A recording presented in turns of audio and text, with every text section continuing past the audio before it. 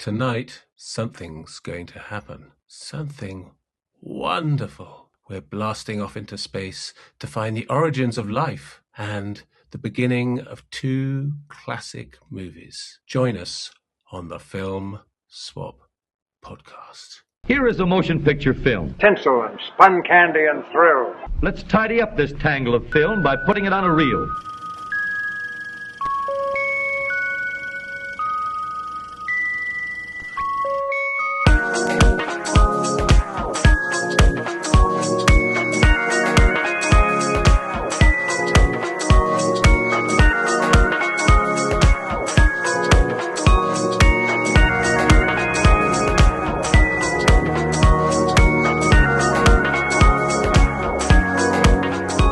Hello, listeners, and hello, Jeff Goldblum. Welcome to Film Swap. My name is David Seeley, and I'd like to introduce you to my esteemed co-host. He's a man who recently told me that he discovered the meaning of life, and then it turned out it was just at the bottom of a Film Swap mug. So he's the ecstatic gaucho himself. He's Mr. Jonathan Pritchard Barrett. Jonathan, how are you? I'm very well. Yep. I'm just back from outer space. Feeling good. Well, you would after a nice trip like that, wouldn't you? Just like William Shatner. And we have a guest today returning to us again, all the way from Winnipeg, Manitoba. This is a man who has received more Blu-rays and DVDs in the post than Elton John has received royalty checks. He is our resident genre guru, and his name's Richard Doyle. Richard, welcome back to the show. How are you? Hey, I'm good. It's great to be back. Yeah, we recently had the pleasure of meeting you and your lovely wife in Winnipeg. And we sat down and had a couple of beers over at the Forks. And that was quite nice. After many years of speaking to you just online, it's quite nice to actually meet up in person. And so that was quite a nice afternoon. And I would have to say, hand on heart, that the beer that I drank while we were when I was with you that day was the entire time I was in Canada. Those were the best beers that I had. So I don't know. Should we give a little shout out to that place? What was it? Do you I don't remember the name of it because to me it's the place that sells beer at the food market at the Forks. Oh, well, there you go. Well, it's kind of like a crafty beer place, isn't it? It's all sort of local brews and things. And I had a lovely kind of pale ale, and it was very, very nice. So it was a very pleasant place. So, folks, if you're in Winnipeg, pop down to the Forks and go and grab a beer there because it's a nice little place. Anyway, we've all come together today to look at the most profound and extraordinary things. Something wonderful, I think, is going to come out of this discussion tonight, because we are talking about two extraordinarily profound bits of piffle. And that's what our episode is called tonight. We've called it Profound Piffle. Jonathan, being British, perhaps you could explain to our audience exactly what piffle is. Piffle is sort of nonsense, really, I suppose, in a word. Yeah, piffle. Silliness. And, yes. Yeah. The interesting thing is usually Film Swap, our whole sort of manifesto, if you will, is to recommend good films that we think are really worth checking out and trying to encourage people to go and investigate further these films. But usually, Richard, we kind of pick on you a little bit when you come on because you're kind of our genre film expert. We tend to bring out, look at more of the peripherals of cinema a little bit and talk about films that aren't necessarily sort of real bona fide classics or masterpieces or anything like that, but they are interesting and worth talking about. And these two films actually that we're covering tonight are actually, they were major multi-million-dollar blockbuster presentations from major film studios in the United States. And they are both sequels to unquestionably two of the great science fiction masterpieces really in cinema, Yeah. which are 2001: A Space Odyssey and Alien, which I think no one, argues about their greatness. But these are kind of follow-up films. Of course, Alien had several follow-up sequels and things. Some of them good, and some of them maybe not so good. And we can discuss tonight about where this one falls in, because it's actually a prequel to Alien. Although when they initially released it, they kind of tried to sort of underplay that fact and kind of make out like it was more of a unique film, and then it turned out it was just connected to the Alien franchise. But we'll be talking about that in the second half of the show. And it's called Prometheus from 2012, directed by the great Ridley Scott. And in the first half of the show, we're going to be talking about quite possibly one of the most singularly unnecessary sequels in the history of cinema, something that it could be argued really should never have happened. But at the same time, I think it's kind of, it has its merits in a strange sort of way. It just as a piece of entertainment. But whether in comparison to the original film, how it stacks up, I think we can get in and talk about that tonight. And I'm going to hand it over to my esteemed co-host, Jonathan, who's going to introduce Peter Hyams, 2010, the year we make contact. Yes. Well, this film came out in 1984. It's very much of its time. It's a sort of Cold War film.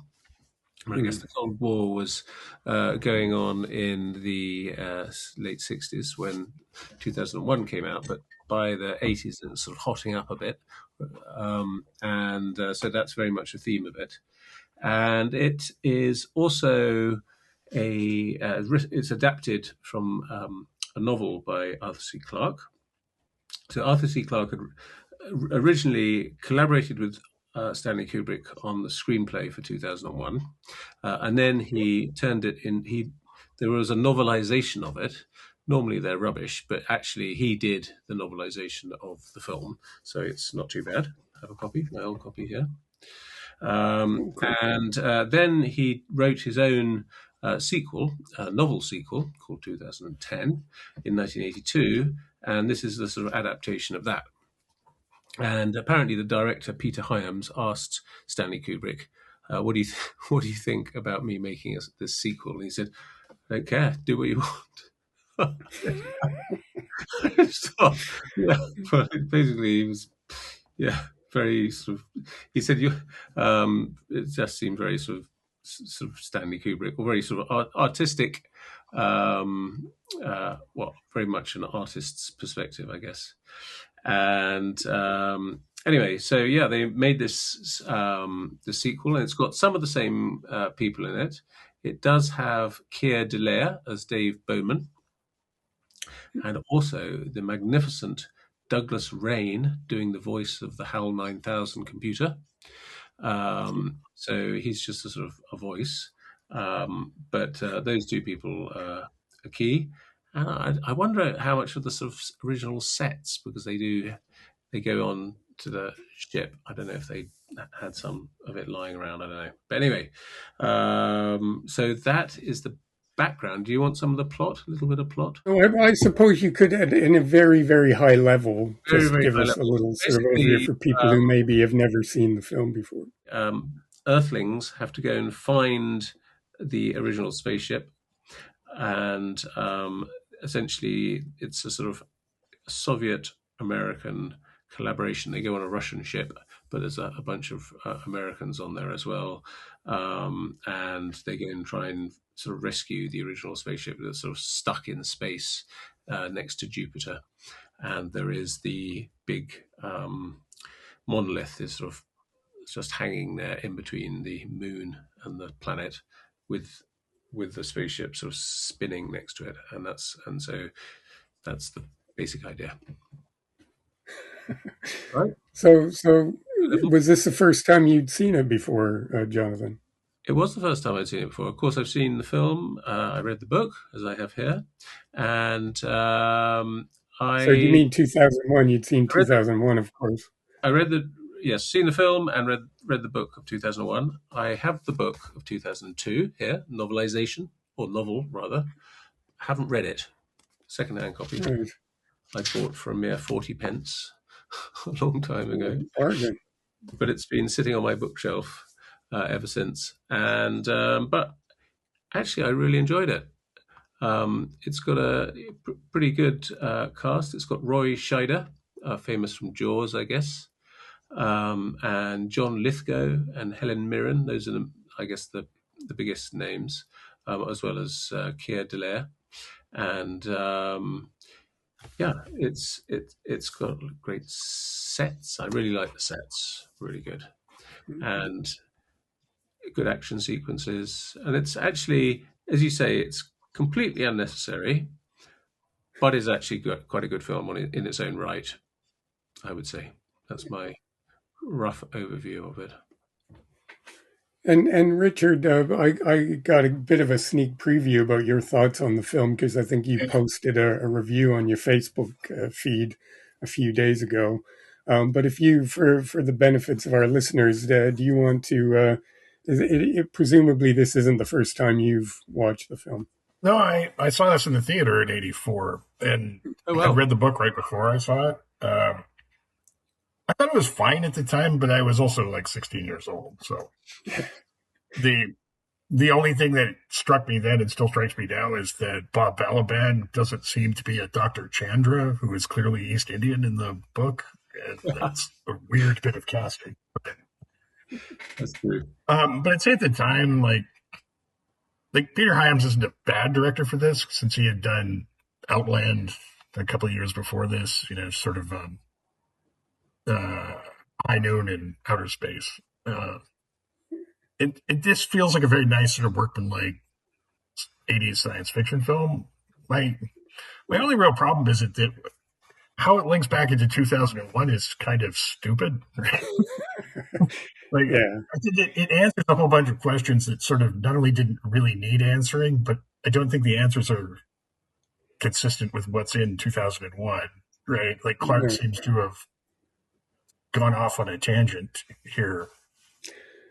And, I don't particularly want to spoil any of the, in case people that haven't seen this want to watch it, but I'd say the twists near the end of this movie are clearly nothing like what Stanley Kubrick ever had in mind in 2001. And, there's an explanation. Why did Hal malfunction? And I'm not even sure I agree that Hal malfunctions in 2001 so much as, it's a very banal answer, like unsatisfying in a very strange, very obvious way. But I agree. I mean, this is a very good cast and it's a very well put together film. And if it wasn't a sequel to 2001, I think I'd like it quite a bit. Really entertaining little mainstream studio science fiction outing, right?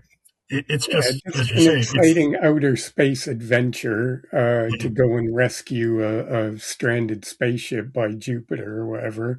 Yeah. On that merits, if you look at it like that, Roy Scheider at the helm, Helen Mirren, John Lithgow, this is a great cast.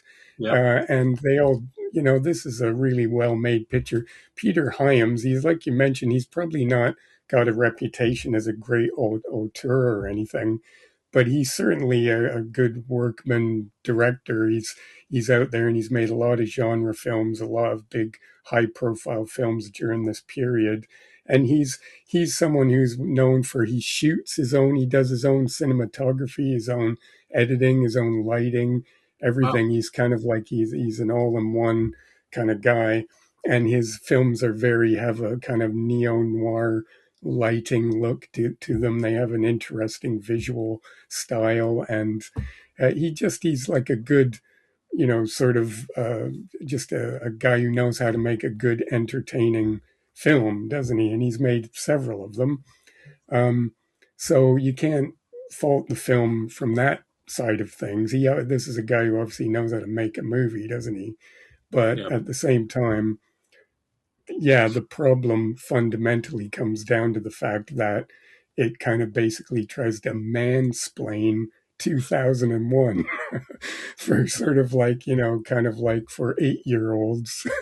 It kind of that kind of what it strikes me as is something that's kind of pitched squarely at sort of 8 to 9 year old children who might be completely baffled by 2001, and they kind of take you by the hand and go, okay, this is what happened, and then this happened, and then this happened. And if that doesn't make sense, we'll explain it all with this little thing here. And that's kind of how the film comes across, really. So, yeah. You know, my wife has never seen this film, but from way back at the time that we got married, I've always said to her, something wonderful. Yes, yes, yeah. And then at the end, like, is it really that wonderful? Because it's just sort of like he does sort of like a little kind of, sorry, spoiler alert, but he kind of goes out and says, you people get along now. You people down on Earth who are arguing and fighting, you stop that now and get along.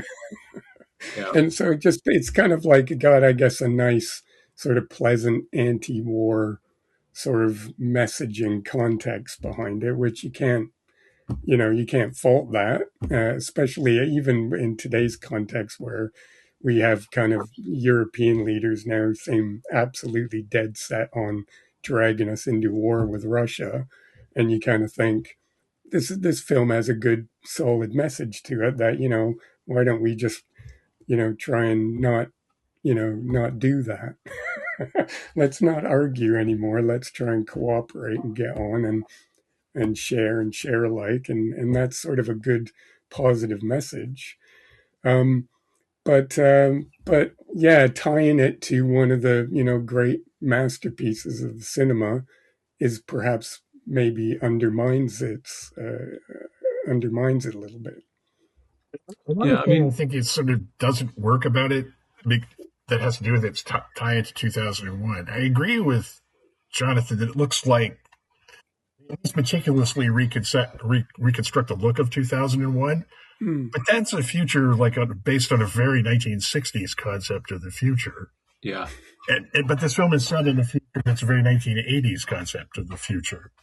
Where it's sort of stuck in this weird timeline where we apparently went along to the 80s, and then we had a future that looked a lot like the late 60s, and yeah. then that led into a future that looked a lot like the 80s again. It's not that sound to try to make a film that directly connected to a film as old as 2001 was by then. It's a very weird mishmash of looks. Well, that's one of the things. These two spaceships are almost like a sort of clash of aesthetic, aren't they? You've got the sort of the very sort of minimal 60s aesthetic, Kubrick's minimal 60s, white 60s aesthetic, and with this sort of very bright sort of. I mean, I love the computers in that sort of Soviet spaceship. Just so much color. It looked like a sort of children's computer game where you're pressing those sort of different buttons, and it's very boxy and chunky, and and it's just these two different approaches to sort of style meet each other in space, which is a weird idea. But yeah, I guess that's one of the funny things because 2001 is, I mean, the whole point is it's a very 60s idea is that really it's a very open film. There's no sort of answer to it. What happens at the end? I mean, that's the whole point. People used to come out of the cinema chatting. What do you think that all meant? Yeah. And whereas this one is trying to provide answers. Whereas that's the whole beauty of the original. There aren't any answers. It's but I mean, I sort of tried to forget about 2001 whilst watching it to an extent and just enjoy it for what it was, and actually really enjoyable on its own terms, as long as you don't get too much into the sort of links with the original, I would say.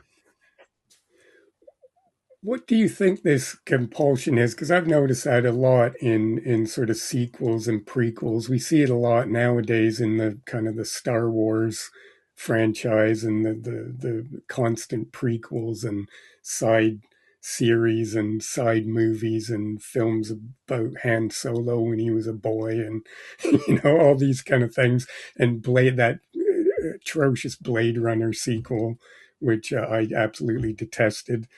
But what do you think this compulsion is of having to explain the mystery and explain the, because I've had conversations with people where they say I didn't like that movie because the ending didn't make any sense, or there was no ending to it and things like that. But I quite enjoy a bit of ambiguity, and I think ambiguity is one of the key factors that makes 2001 really work. Although the central story kind of essentially is fairly simplistic and kind of there is a very clear narrative there, but in the style of it, it sort of leaves a lot of things open, and certainly the ending um, leaves a lot to the imagination of the viewer about what that really all meant.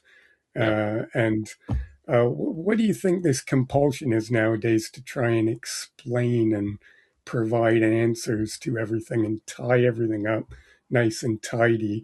Because that seems to be very much what 2010 seems to, its impetus seems to very much be, let's explain everything. Let's go back and say, this is what happened.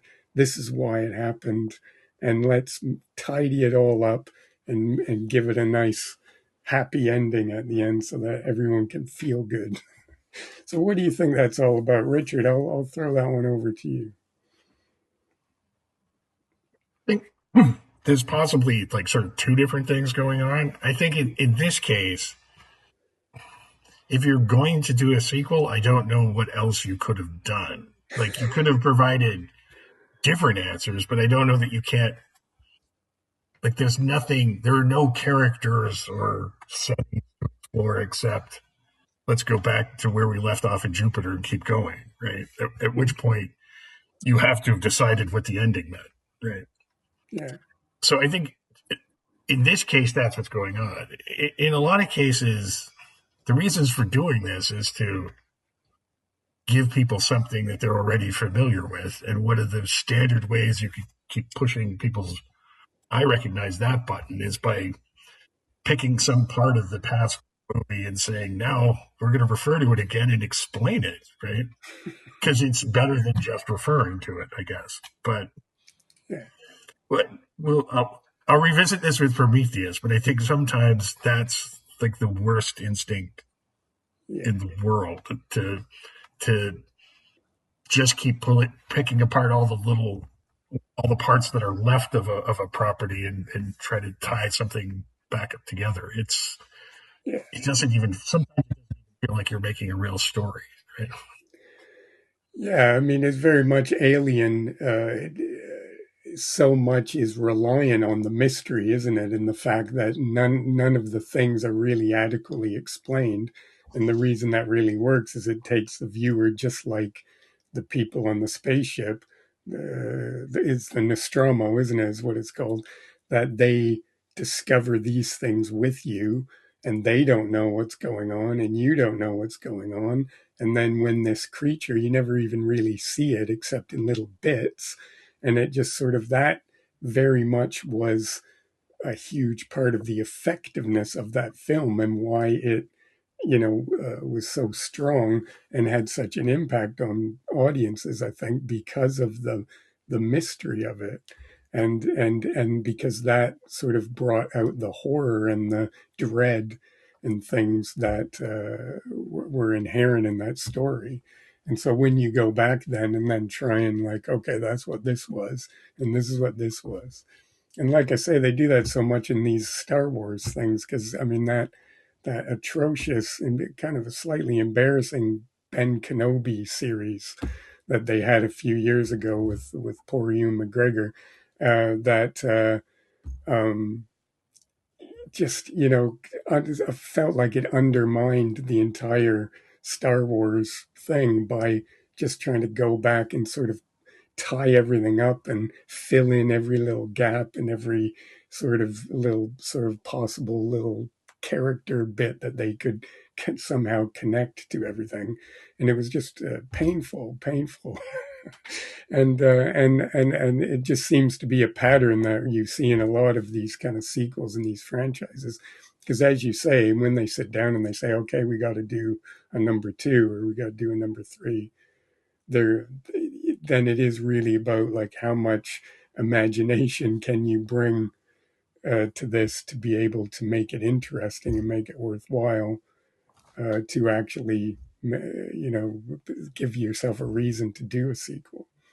So, um, yeah, Jonathan, Well, what do you think? I was going to say that actually I slightly blame Arthur C. Clarke because he has actually he wrote this book before the film came out.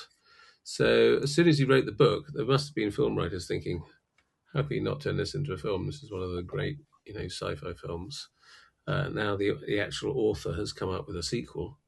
And funnily enough, there's actually 2 sequels to the sequel. There's 2061, Odyssey 3, and 3001, The Final Odyssey, which he wrote.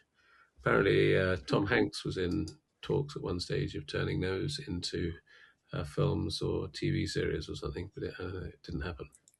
But thank goodness.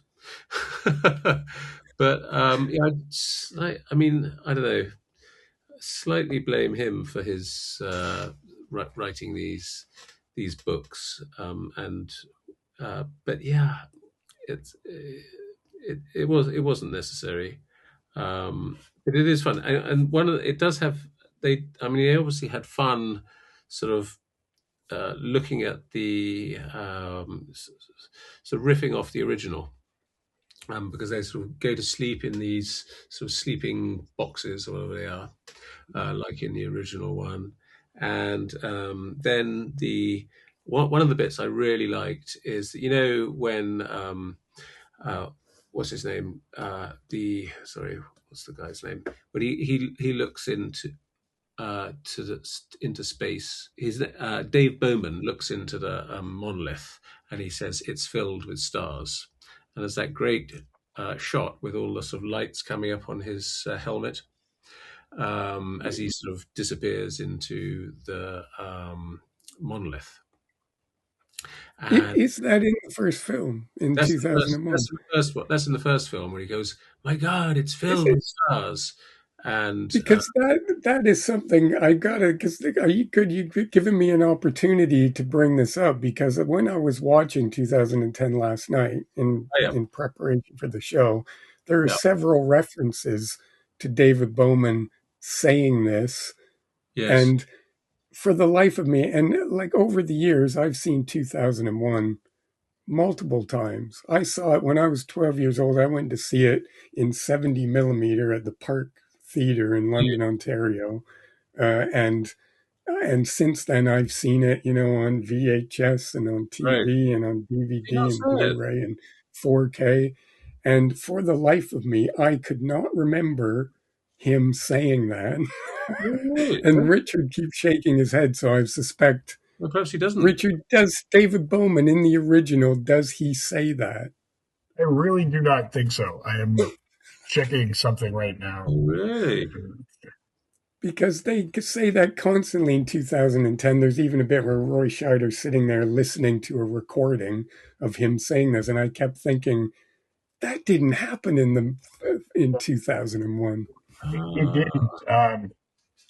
It's not to say he couldn't have, right? Because I'm guessing it's the last thing he's supposed to have said into the microphone before they lose contact with him. In 2001, there's no audio, so to speak, in that sequence. There's just the score. Right. Okay. Exactly, and it's silent. The whole point is when they're in space, there's no sound. So that Right. kept bothering me because I kept sitting there going, I don't remember him Yeah. saying that. Actually, he's pretty meticulous about that, and the camera isn't in the pod with him, so you wouldn't have heard anything he was saying. Exactly. And something else that really bothered me too, which I thought was extremely, if you'll forgive me, because obviously here on Film Swap we try to be positive, and we don't. I don't like to just slag things off, but something that really bothered me Yeah. was that scene where Roy Scheider gets contacted by Dave Bowman, who Oh, yeah. then warns him, "You got to get out of here in 2 days, because otherwise, because something's going to happen." but he won't say. And then he says, "Well, how do I know it's you? You got to prove it to me." And so he shows up. There's Dave Bowman. But then what really annoys me is that his appearance keeps changing, I like love at the end of 2001, where suddenly he's old. And then suddenly he's the stupidest one is suddenly he's the little baby that shows up at the end. And you're just sort of like, what possible significance would that have to Roy Scheider? Why would he be changing appearance like that? What need would he have to do that? And it sort of completely, makes nonsense of the ending of 2001, because I always interpreted that as that he's being observed by an alien presence as it. he grows old over time. And that's always the way I've interpreted it. So why, when he presents himself as this ethereal sort of space ghost or whatever he's supposed to be to Roy Scheider, or he's attained this higher level of consciousness and he's just sort of there. Why was he changing appearance and suddenly looking like an old man and then suddenly being a little baby? And, it was just like this sort of ridiculous reference back to the original film that served absolutely no purpose and didn't make any sense whatsoever. And it just drove me nuts. Especially the baby one. I was just like, I was like going like, what? Why? Why is he turned into a baby? Yeah, I think a really lot of like what's going on is. Sorry, go ahead. I liked it, and I wrote down in my notes, message, the trippiness we need. Because it's completely bonkers. It doesn't really make sense. And I thought, this is great, because so much of the rest of the film is sort of trying to make sense. And then suddenly it's like, oh, what's going on here? I have no idea. It's Well, I brilliant. suppose you could look at it like that. It's trying to add a little bit of that vibe of like, what the heck's going on here, sort of thing. Exactly. That's sort of what I thought it was. Sorry, Richard. I was going to say, I think part of the reason for it is, to be a little frank, I'm not sure that Arthur C. Clarke understands the end of 2001, like at all. Like that's part of the reason I think the plot of this movie is what it is. But I was also curious, like since the monolith seemed to be able to let Dave Bowman go all the way to Earth if he wants to, right? Why did they let these guys come all the way to Jupiter just to tell them that they had to leave immediately? Why didn't they like come down and talk to them before they left? Yeah, that's true. They just said, "Yeah, you don't want to do that. Why don't you just stay home and have a sandwich or something and It's not stay going out to of come out well, so don't come. Right? yeah, it's quite extraordinary. And just while we're on the topic of just sort of nitpicking about the criticisms, why is it that the Discovery, why is it covered in dust? What is that about? That didn't make It's sense. in space. And Yeah. it's like there's just because it's been there for 9 years, because this film is actually only set 9 years after the other one. But for some reason, the spaceship, which is in outer space up in orbit over another planet, is dusty. And I'm just like, that really bothered me. I was just sort of like, why is there dust on it? That doesn't make any sense. There's no reason for that. Yeah. Yeah. Anyone got an explanation for me? Is there some sort of scientific explanation for that? I don't think No? so. So I was looking through my book of the book, which it says was published in 1968, first published in 1968, although this one's from 1985. And it does, and he does say that it says, the thing's hollow, it goes on forever. And oh my God, it's full of stars. So The that difference ties, between the book and the movie, then. that's in the Oh, book. okay. That's interesting then. So it's in the book. It's in the Yeah. book. Because I can freely admit I've never read the book, and I've never really even felt compelled to read the book. But the But book I it have, is but it's been comes so after the long. film. Yeah. So, the film came first. okay. So the film's the original artifact. Incidentally, I wanted to read you this thing, which I cut out of the newspaper ages ago. And it said, question briefly, what is the plot of the 2001 A Space Odyssey? And somebody wrote in a letter from Edward Carter in Glasgow, said, I find this mnemonic helps. Apes, bones, cosmic device, evolution, floating giant hub, investigate Jupiter, computer with a K, loopy, man nears outsized plinth, queer readings, starry turbulence, unexpected, very weird, psychedelia with an X, yielding, zen. I bet that's never been Fantastic. a podcast before. Fantastic.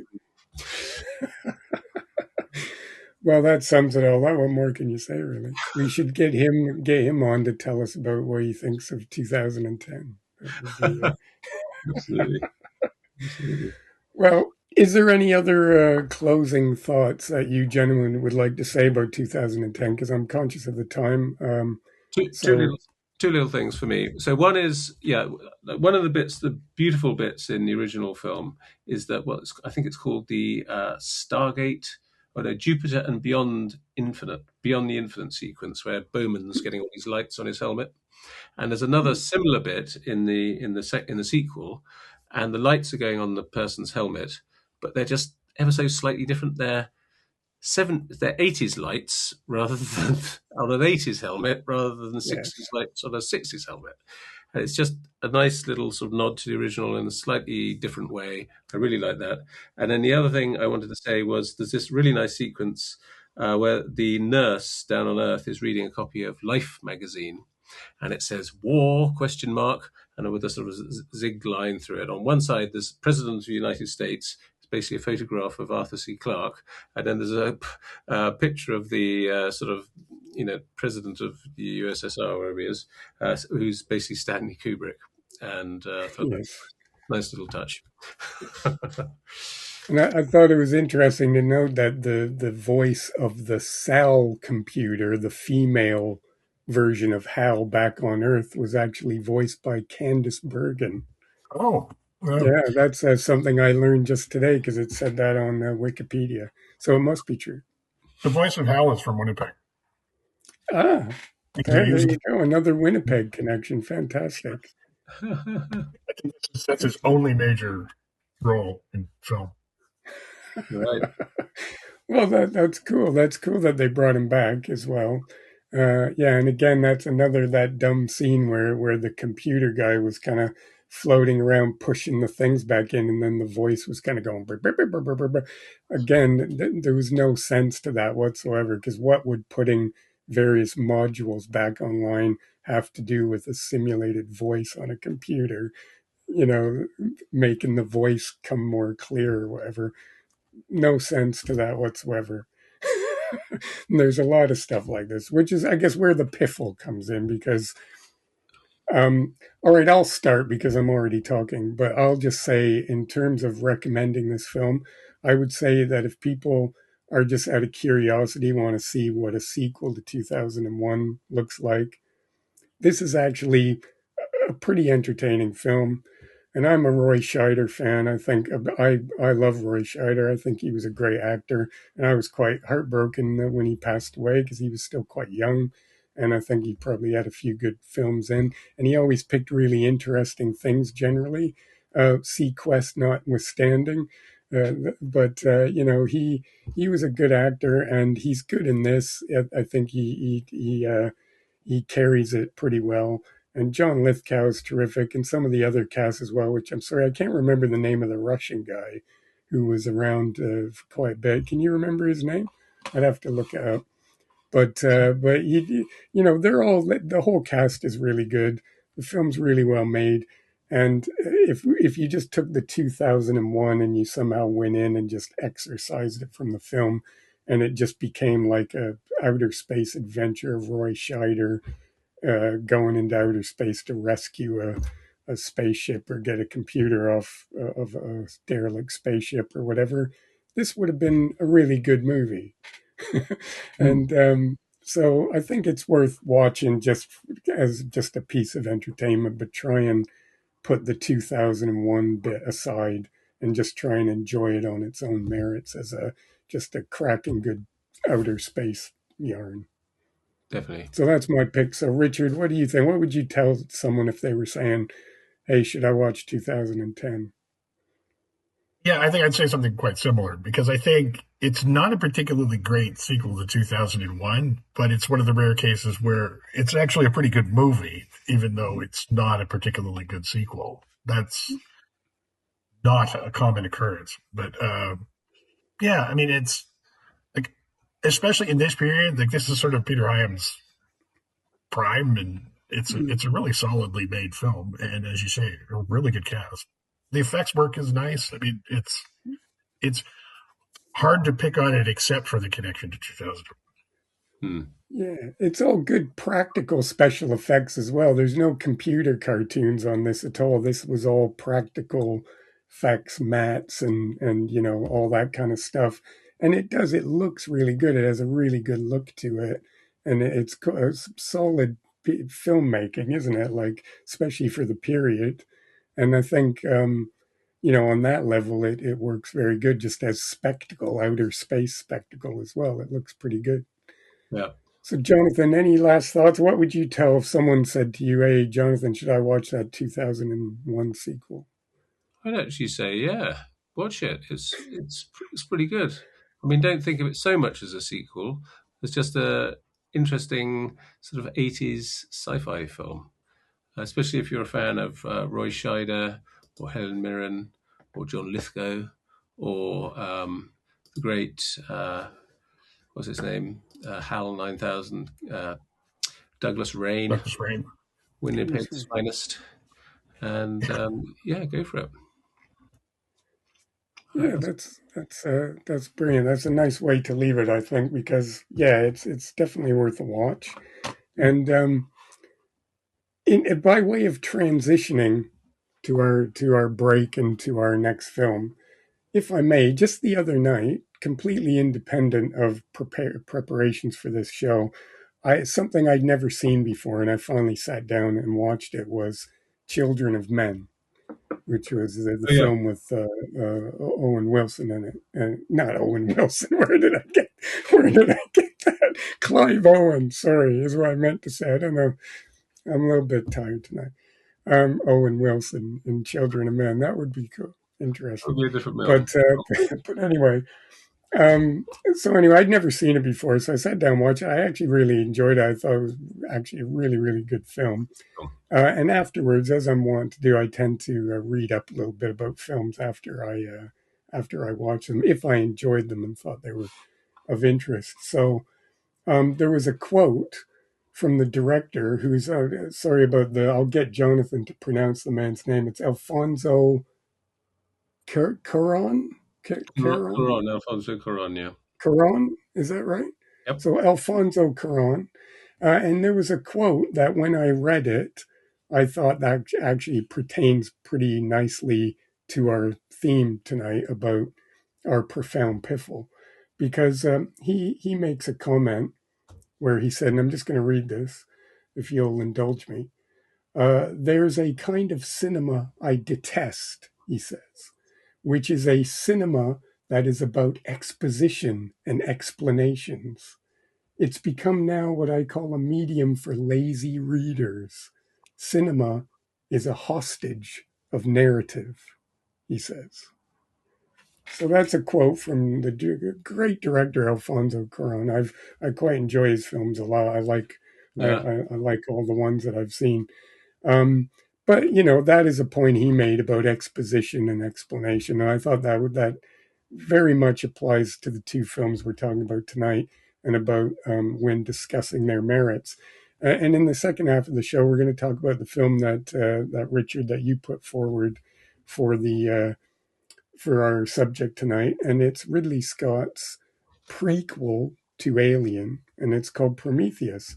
So, folks, if you want to just stay tuned for a moment, you're going to have just a few seconds break.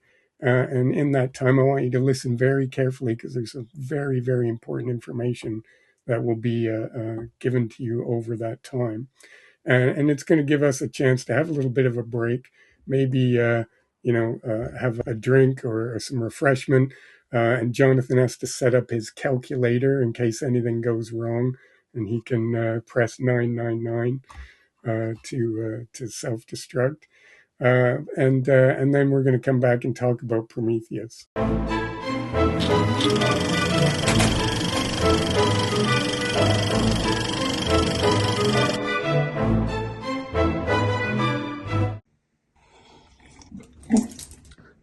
Stupid cop. All I wanted to do was watch my movie. Now my life's become more difficult than ever. No, sir! Do not lose hope. Get yourself a film swap mug. Who are you? How did you get in my house? This is no ordinary mug. It's a quiet sweep of ceramic intention.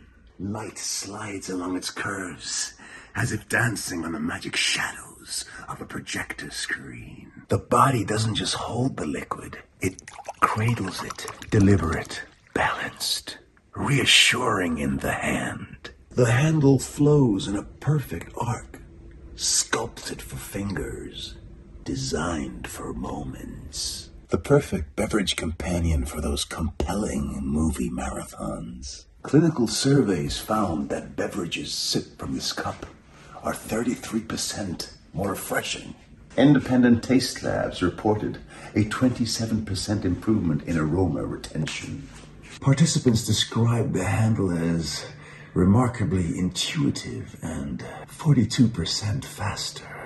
With a likeness of David and Jonathan etched exquisitely on a gleaming surface, companionship rises to 51%. They turn gently into view with every lift, accompanying each pause, each sip. Fondly reliving those favorite podcast moments with every drop of fluid that passes these lips.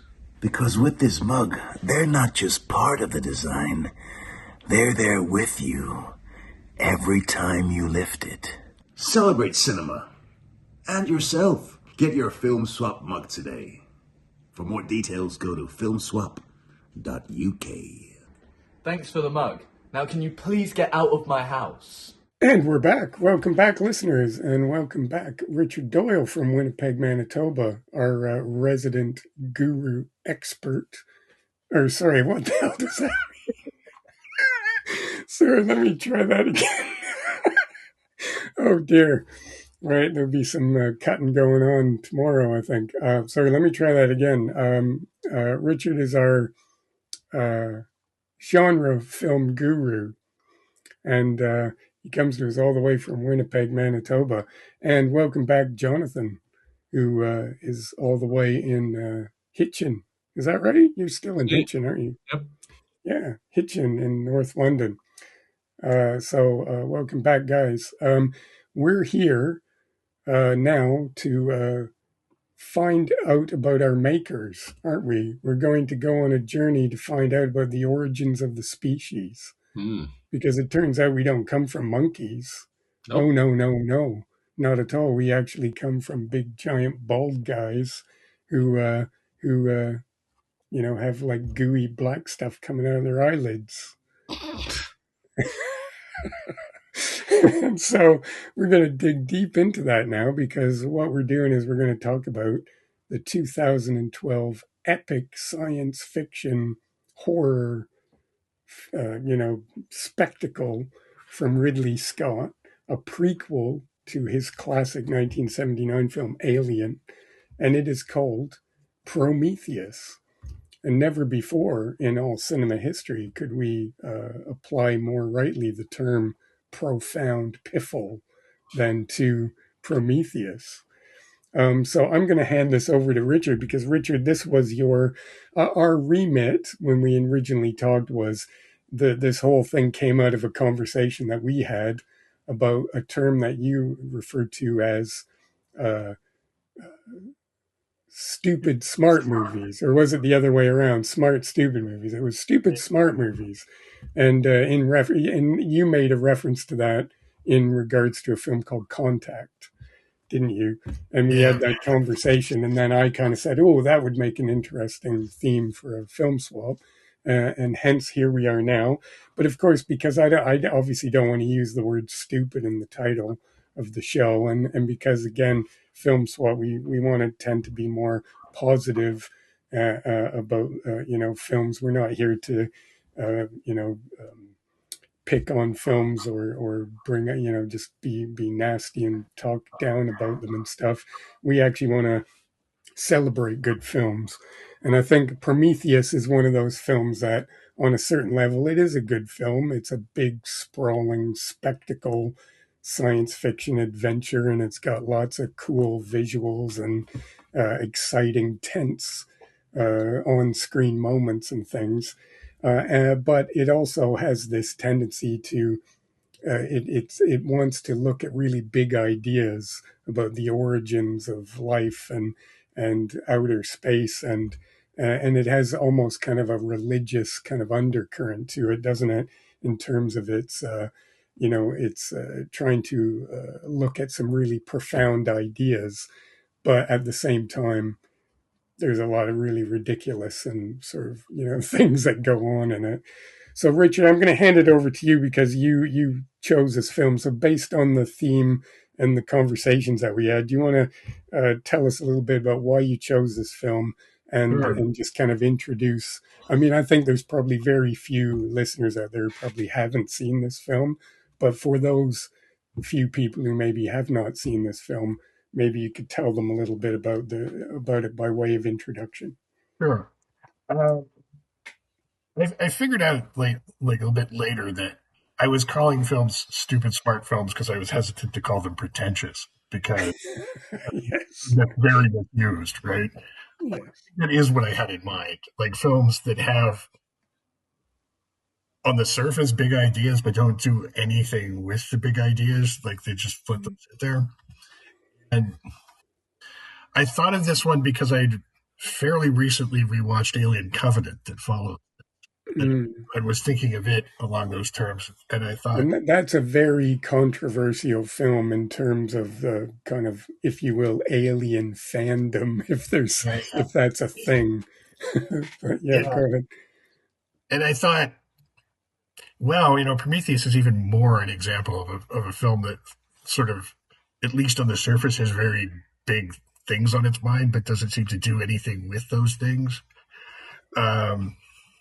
And I'll say, I have issues with Ridley Scott. I think he's a fantastic director on a visual level, but he's not somebody who seems to care much about narrative or characters. So whether he gets, he seems to take screenplays without much thought about whether they're very good screenplays or not. So when he gets a good screenplay, like with Alien, he makes a really good movie. But more often than not, I find he makes really good-looking, nonsensical films. And that's sort of what I think this one is. The basic idea is some scientists, Noomi Rapace and Logan Marshall, is it? The guy that's not Tom Hardy. Are scientists who found these archaeological picture engravings from all sorts of different time periods that all have a common idea of a really big person being worshipped and pointing to a star pattern. And they've found the star pattern. So they've been this journey financed to go there and find who they feel are going to be the people who created humanity. So on the surface, there's a really interesting idea. I mean, I think there's potential in the idea of going to find and want answers from the people who created you and find out that they don't particularly like you. It's an interesting premise. But I think two things go wrong with this film. One, I don't think it needs to be tied into the Alien franchise at all. It would probably be a better film if it wasn't, because it goes through a laborious process of this is what that ship was on Alien that they found. And look, the guy who was flying it is just one of these architects, and they are responsible in some fashion. And that's why he had a hold full of alien eggs and things like that feel like I didn't want those questions answered. Yeah. Like one of the things that's really striking about Alien is that mysterious ship there, they find the alien eggs, and I know nothing about what it means, and I don't think I should. Yeah, exactly. And I think their answer is bad. Yeah. And it's really, That's the worst thing about it. Yeah, is that yeah, if you're going to answer a question that no one asked, at yeah, least have an interesting answer. yeah. And what makes it worse is if you pair this, as you somewhat should, with Alien Covenant destroys these answers anyway and gives you completely incompatible answers. Mm. Um, so there's that. But I think my biggest problem with this film is those are interesting ideas, and instead of exploring those ideas, it just executes a pretty bad horror movie plot that's full of holes and silly behavior by people and just the kind of issues with the script where I would think, how do you get a movie to this stage, to spending this much money in it, and nobody says, when the ship's falling out, why do they run in a straight line rather than just run to the left and get out of the way, right? Or why would the captain open the door to see what's going on when all hell has just broken loose outside of this door 10 minutes ago, right? Why do the people who are making the map get lost? They have the map. They're making it, Yeah. Why would somebody walk up and pet an alien black goose snake? Yeah, people who have been in fear Yeah. for the last sort of 3 hours, and then all of a sudden they see a weird creature, and they go up and go, "Oh, isn't you cute?" Ooh, like Yeah, I this. know. It makes no sense whatsoever. Yeah. So it's a film that has a nice premise and then just executes something completely different, right? With very few references back to like the what is supposed to be the core idea of confronting your maker. It's a very relatively small portion of the film. So it's a film that suggests it's about big things, but it's just not. It's a horror film at a very banal one, but one that looks great. It has a great cast. So it's sort of, I think both this and Alien Covenant are interesting in that they're both, I think, good for the first 15 minutes. As you get the setup, it's like, hey, this is pretty good. And then it just doesn't deliver on anything. Yeah, that's one of my favorite parts of the film is just that opening sequence when it kind of comes into Earth and all those sort of landscapes and ominous sort of, sort of visuals of this sort of primordial Earth and the film or the, just slowly descending into that. And then this weird being on the beach or whatever he is that, all that bit. I love that bit. And I thought, oh yeah, this is really cool. Where's this going? And then, yeah, you're right. It kind of then sort of degenerates into a fairly standard kind of horror movie plot. How about you, Jonathan? Was this your first time seeing this? My first time seeing it, yeah. You said I was one of the few that hadn't, that there was only a few people hadn't seen it. I was one of those. I do remember it coming out and, a bit of buzz about it because, it's old Ridley Scott doing Alien again, and the last three had not been with him. So I think it was the first one, and then there's three, and then him. So yeah, I actually did. By and large, I really enjoyed it. I know exactly what you're saying, Richard. These massive holes in the plot, and just like I was just thinking a little bit of Scream. How they sort of talk about the sort of classic tropes of horror films whilst they happen, like don't pick up the phone or whatever it is. And this one is like I said, I don't think they've seen the first few films in the series. It's like, wait a second, do you not know that these horrible aliens get inside you and blah blah blah? And touching that sort of the thing in the slime. Why would you do that? Why? And then I wrote down in my notes. You wouldn't even do that on Earth. Like if you were like, I went on a canoe trip when I was in Canada out in Algonquin Park, and if I came across a little thing of water with some weird snaky looking creature sticking its head out, I wouldn't go anywhere near it. I'd be like going, whoa, dude, Right. like this. But never mind when you're in outer space on a strange alien planet, right? Exactly. So I wrote down reanimating an alien head seems like a good idea. Not. But having said that, there's a lot of it that I thought was, I mean, the special effects. This guy who's got these little sort of worms growing in his eyes. Thought that was amazing.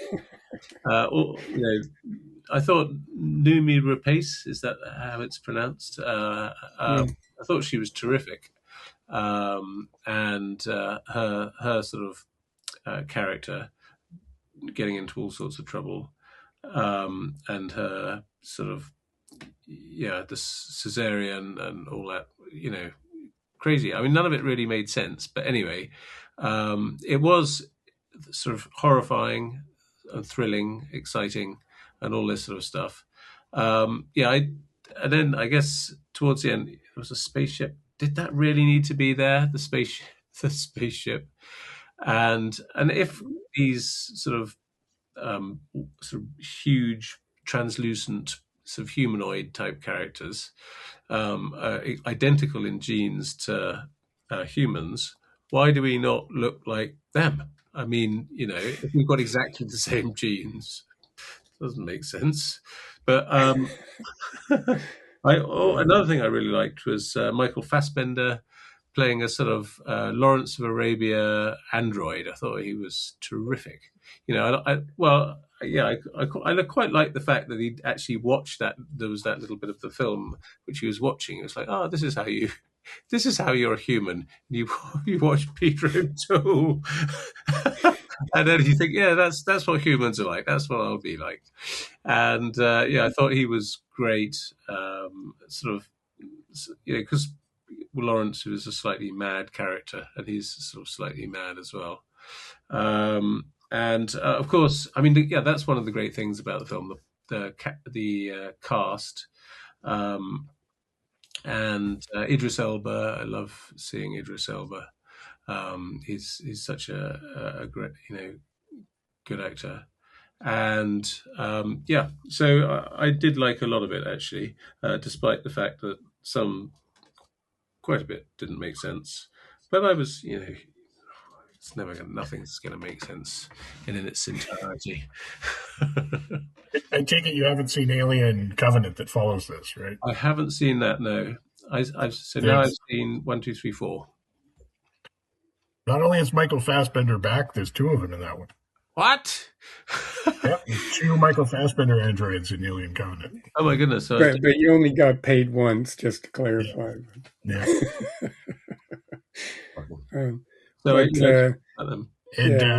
One Michael Fassbender kisses the other Michael Fassbender. I'm not making that up. Oh my goodness! Yeah, I mean, it is one of those things that it didn't, it's like a prequel, and I guess it was trying to explain, in a sense, 2001 was trying to explain the origin of 2001. This is trying to explain the origin of. Did it? I don't think it did really. It wasn't really necessary. We didn't really need an explanation, but it looked amazing, and I like that sort of 3D sort of universe that they created as well. That was a beautiful effect, and all that sort of H.R. Geiger sort of interiors, whatever they were, this sort of weird thing they were in,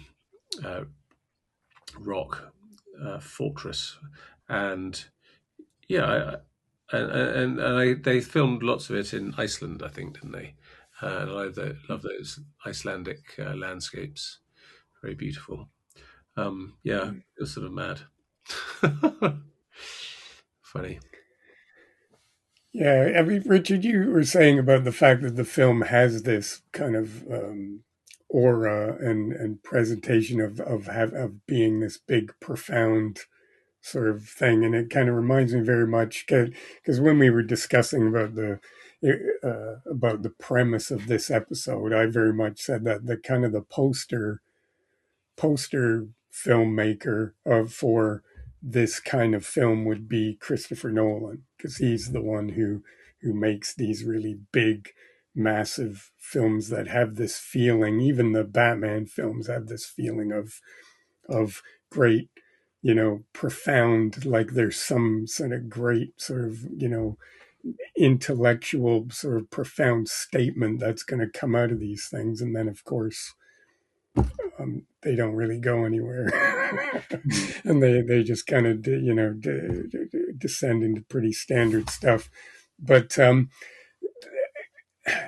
the answers that they give to are quite disappointing, because there's this bit at the end when Idris Elba comes out, and it's towards the end of the film, and he does this kind of, man, this is like a military installation, and these were, and it doesn't make any sense that he would even know that, or why, because he's been sitting on the ship the whole time. Why has he suddenly had this epiphany and sort of put all the pieces together and worked out what's going on? But then if you dig deeper into that, you think at the beginning of the film, these scientists found all these pictures of all these different cultures that had these pictures, these giants pointing at these things. And you think, so why did they go there?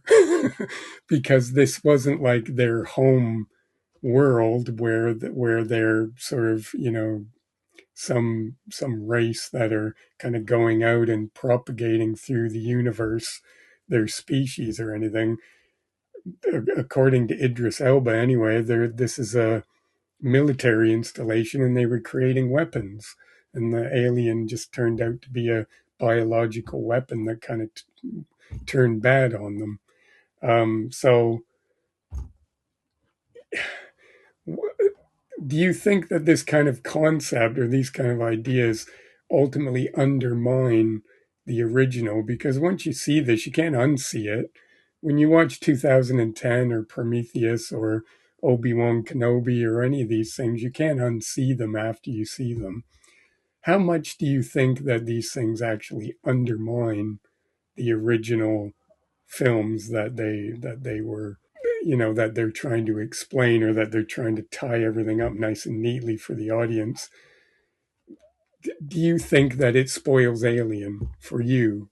I don't think it does, but I think it potentially does. I think, for example, the tissue of connections that have now been sort of set up with Star Wars really does kind of ruin most of Star Wars for me, because things stop making sense at all, right? Like the plot of Star Wars no longer seems to make any sense whatsoever, given all the things that they've put around it. Whereas I think I can compartmentalize small things. Like, for example, I think Scott's change to Blade Runner to make Harrison Ford into a replicant, I think, is a dumb idea. And I just think, well, no, that's not. Sorry. Yeah. But it's like one thing I have to sort of bracket. I think it depends on how many things build up. This one doesn't bother me for Alien, because I just think, especially when you combine this movie with Alien Covenant, and nothing makes sense anymore now. Like, there's two incompatible origins for the alien, and the notion that ship in Alien would have been one of the architect's ship just doesn't make sense anymore. Like, 'cause the architects never had the alien after them, right? But I could just throw all that away. Like, these two don't matter to me, right? But or you could even just sort of, you could set them aside and say they're kind of like an alternate universe, like an alien multiverse version of the story that happens over there, but you can just set it aside. Is that one thing that you could do, I suppose? Yeah, it would be nice if they... Scott almost suggested that when this movie was coming out, that this wasn't meant to be tied to Alien, but you watch it and go, but this is tied to Alien. Like, of course it is, yeah. Like, this is just the same universe. This is tied to Alien directly. But it would have been interesting if he just let it be a different version of the same universe, like what Abrams did with Star Trek movies. Like, all right, it's not the Kirk Star Trek anymore. You know, we've broken off now. And where do you think this ends? Because, quite recently, and I watched it, and I actually quite enjoyed it as well, was there's a series now on Disney Plus of Alien, or I don't know if in America it's on Disney Plus, and I think it's FX or something. But there's a series with Timothy Oliphant in it, that's about aliens coming to Earth, and I actually really enjoyed it. But again, I guess I'm maybe easier for me to compartmentalize it and just treat it as its own thing, uh, and just sort of separate it. Sorry, go ahead. Did you ever see Alien Romulus? Because that just complicates things. I watched that as well, and I did not like that film at all. I didn't enjoy it whatsoever. I thought it was absolutely ridiculous. Yeah, it's very tied into these ones, and then complicates things even more. Yeah, but I think it is there. Because I mean, it's inevitable that successful franchises they're always going to keep coming back. There's always going to be more Spider-Man movies and more Star Wars movies and more Alien movies and more James Bond movies. And a rational person would look at it and go, yeah, that's enough. Just stop now. We don't need any more James Bond movies. Please, God, stop. Right.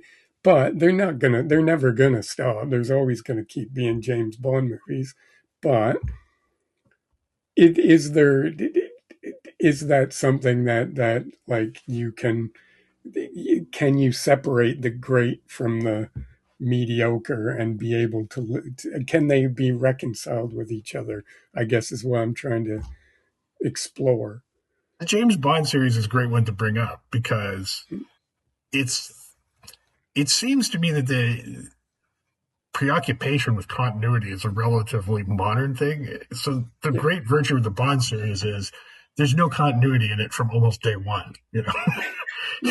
You take like the first 6 or 7 films and try to make sense out of Bond's relationship with Blofeld, and it's just makes no sense, right? And then Bond changes, and that's fine. He gets married, his wife dies, and we forget about that for like 7 movies until it's referred to again. Yeah.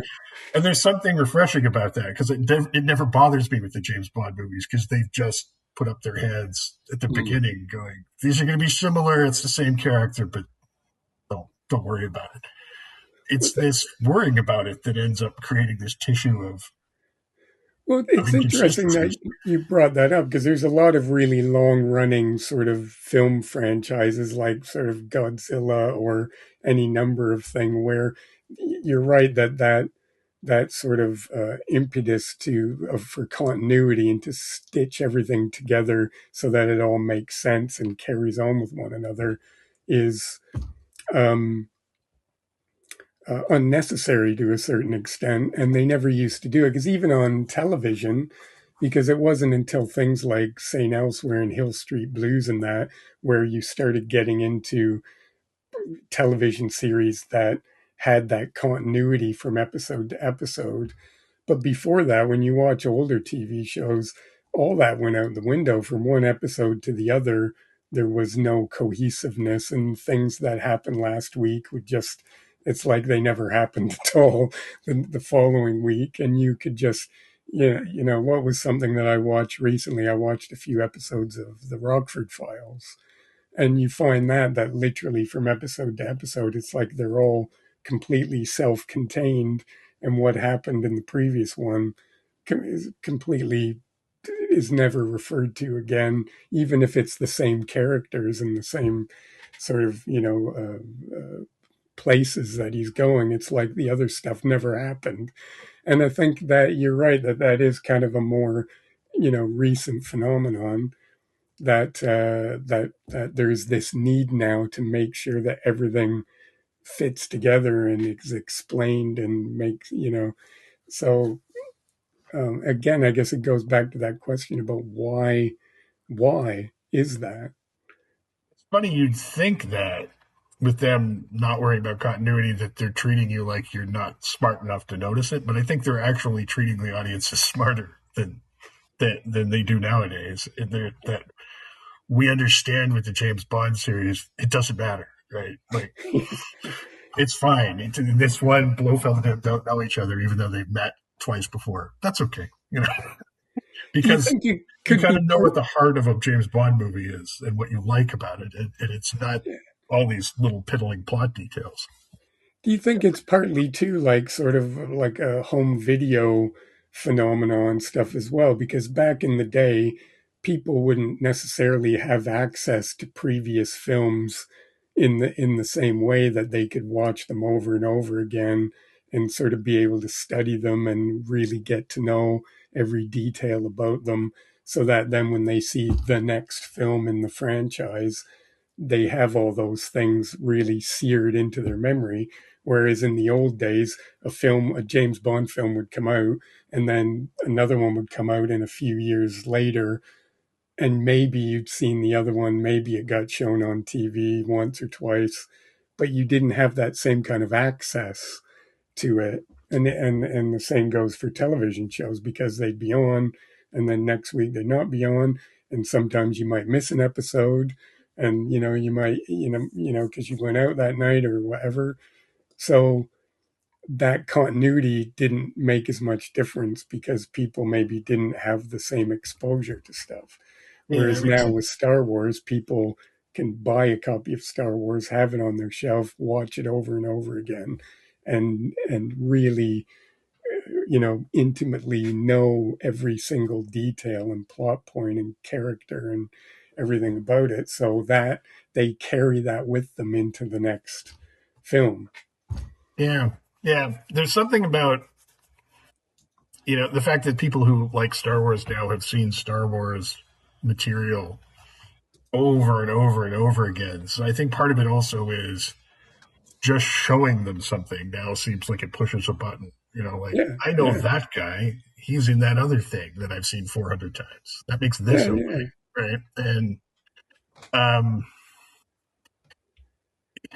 the cameo thing, where if they do a reboot or a remake or something, they always got to get, if they do a Starsky and Hutch movie, they got to go and get Paul Michael Glaser to do a walk on so that everyone can go, oh, there's one of the Starsky and Hutch guys.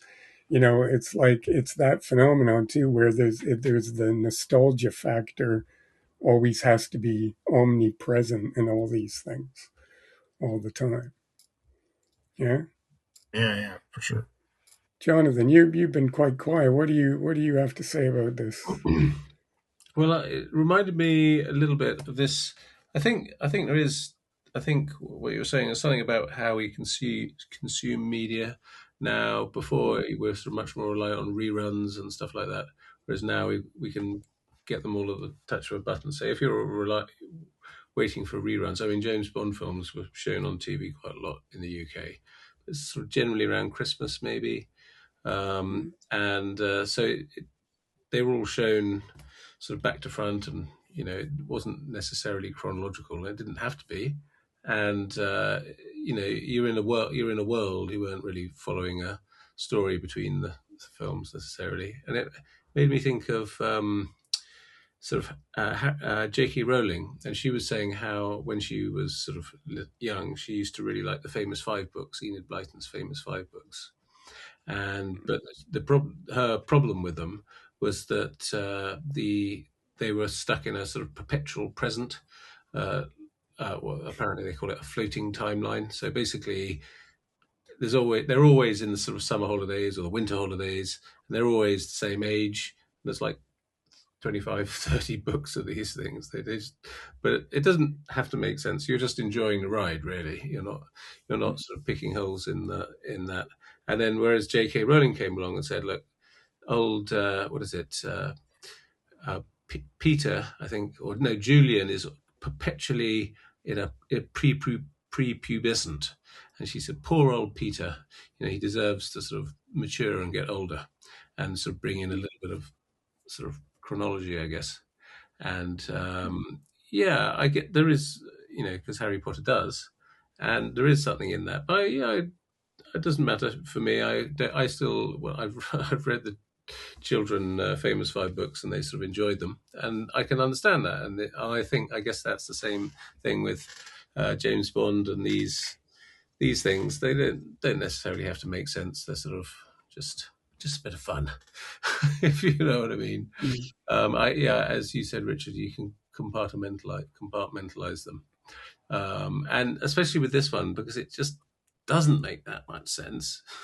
But I'm enjoying the good bits, and sort of. I mean, I was genuinely, I was sort of, uncomfortable. I was thrilled by it. It was like, what's going to happen next? And especially, when he put his drop of water in that chap's glass, and you could tell that wasn't going to end well, was it? I'm not too bothered. I mean, these. I guess when you get a successful franchise, there is an imperative, financial imperative, commercial imperative to carry on milking it. And I don't know. For me, I'm never really into the sort of series, particularly, but I'm happy to take them as they are, just a bit of fun. So it's all right for me.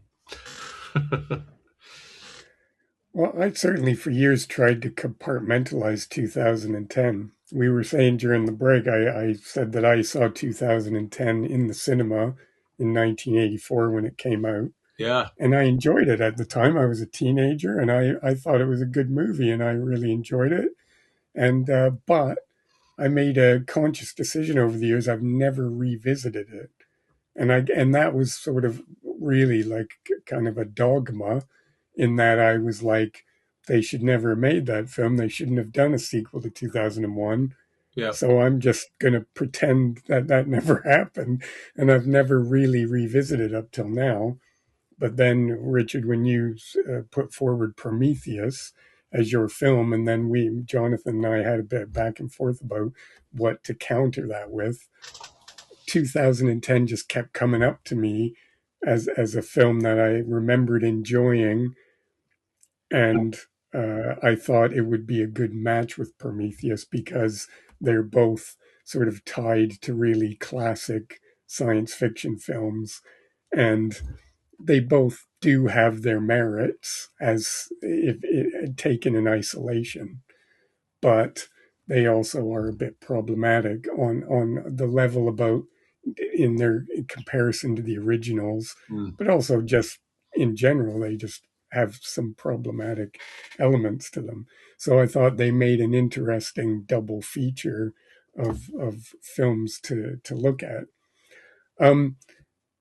Do we have any closing thoughts or observations that you'd like to make? Just looking at the time, I think we're going to have to wrap up. But Richard, you first. In terms of Prometheus or the two films together in totality, do you have any final observations or things that you'd like to say?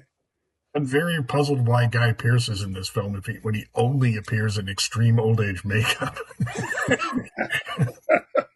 I know that he appears out of that makeup at the beginning of Covenant, but since that wasn't made yet, it's a very puzzling casting to me. Not that I think there's anything wrong with his performance in this film, but it's a very strange idea. Well, yeah, you just kind of think, well, why did they get him to do that when they could have just got some older guy to play that part? Yeah.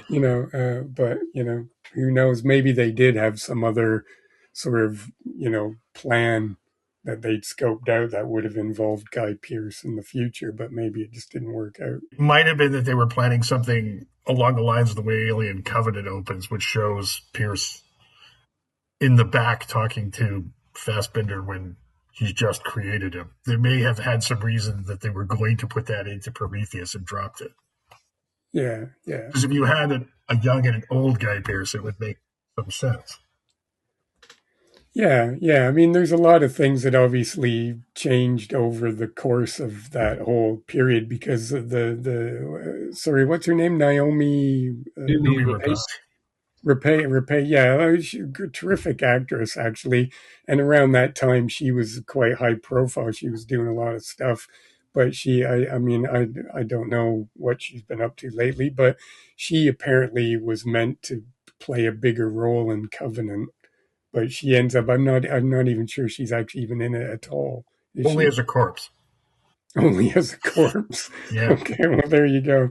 So, but obviously, and initially there was some sort of there was going to be more continuity, and she was going to play a bigger role in that. Whatever happened there, whatever creative decisions or whatever, there was some other reasons why that didn't work out that way. But there obviously was between Prometheus and Covenant, they changed their minds about the direction a little bit, and that is why it does come across as being a bit more schizo in terms of the how they work together and stuff like you were mentioning, how it kind of undermines some of the ideas in Prometheus. Um, but I guess that's just the nature of sort of major sort of corporate filmmaking now and stuff. Things change for various reasons. Jonathan, did you have any last sort of comments that you wanted to make about Prometheus?